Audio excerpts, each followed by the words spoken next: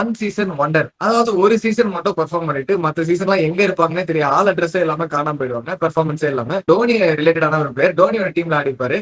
இவர் பாத்தீங்கன்னா நாங்க வந்து இவர் பிரேக் த்ரூ கிடைக்கும் போது இவர் யங்ஸ்டர் நினைச்சிட்டு இருந்தோம். ஆக்சுவலி நிறைய பேர் அப்படிதான் நினைச்சிருப்பீங்க. டோனியோட கேப்டன்சி இல்ல அப்போ ஓகே நீங்க கண்டுபிடிச்சிட்டு இருப்பீங்க. டோனி இருந்த கைடன்ஸ்ல வந்து நல்லா விளையாடிட்டு இருக்காரு. அப்போ வந்து யங்ஸ்டரா இருக்கும்னு நினைச்சா இவரோட ஹிஸ்டரி எடுத்து பார்த்தா இவர் 2010ல இருந்து விளையாடிட்டு இருந்திருக்காரு. அது வந்து இவர் டெபியூ பண்ணதே மும்பை இந்தியன்ஸ்க்கு. அப்பேற்பட்ட ஒரு பிளேயர் இவர் வந்து 2017ல ஒரு 24 விக்கெட் எடுக்கிறாரு. ஃபர்ஸ்ட் 3 மேட்சஸ் மிஸ் பண்ணி 24 விக்கெட்ஸ் எடுத்து ஆக்சுவலி 3 மேட்சஸ் விளையாடி தான் லீடிங் விக்கெட் எடுக்கிறவா இருப்பாரு. அந்த மாதிரி ஒரு பயங்கர ஹைப்பான ஒரு பவுலர். அடுத்த சீசன் பாத்தீங்கன்னா 14 crores என்னமோ போறாரு. அதுக்கு அடுத்த சீசன் 13 crores கிட்ட என்னமோ போறாரு. அப்படிப்பட்ட ஒரு ஹைப்பான ஒரு பவுலர் ஜெய்தேவ் உனாத்கட்.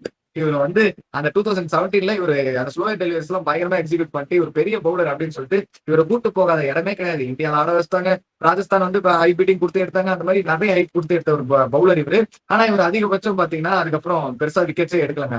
ஒரு 10 விக்கெட் 13 விக்கெட் எடுக்கிறதே வந்து ரொம்ப கஷ்டப்பட்ட ஒரு பவுலர். ரொம்ப 2010ல இருந்து இப்போ 25 வரைக்கும் விளையாடிட்டு இருக்காரு. உனக்கு நம்மளுக்கு தெரியும். ஆனா அந்த ஒரு சீசன் மட்டும் தான் அவருக்கு வந்து பிரேக் த்ரூ இருந்துச்சு. அதுக்கப்புறம் எங்கேயுமே அவர் பெர்ஃபார்மே பண்ணல. அதாவது இவர் பேர் வந்து ஜெய்தேவ் உணத்கட் இல்ல ஜெய்தேவ் வெளுத்துக்கட்டு அப்படின்னு வந்து தமிழ் கமெண்ட்ல நானே சொல்லி கிடப்பார்ல அந்த மாதிரி ஒரு பவுலரா தான் மாறினாரு. இவர் ஆர்பிஎஸ்ல ஆடுறப்போ ஒரு சீசன் அந்த 17 சீசன்ல 2 விக்கெட்ஸ் குறைஞ்சு இவர் எடுக்கவே இல்லை நினைக்கிறேன். வரிசையா ஒரு 10 மேட்ச் தொடர்ந்து 2 விக்கெட்ஸ் சம்திங் எடுத்து அந்த ரெக்கார்ட் இருந்துச்சு எக்ஸாக்ட்டா தெரியல. ஆர்பிஎஸ் ஃபைனல்ஸ் வந்தது காரணமே இவர்தான். ஆமா, one of the main reason வந்து கண்டிப்பா ஜெய்தேவ் உணத்கட் தான். அப்படி இருக்கும்போது கண்டிப்பா வந்து ஒன் சீசன் ஒன்ற கேண்டிடேட் என்னோட வைஸ் கேப்டனா கூட நான் டீம்ல வைப்பேன்.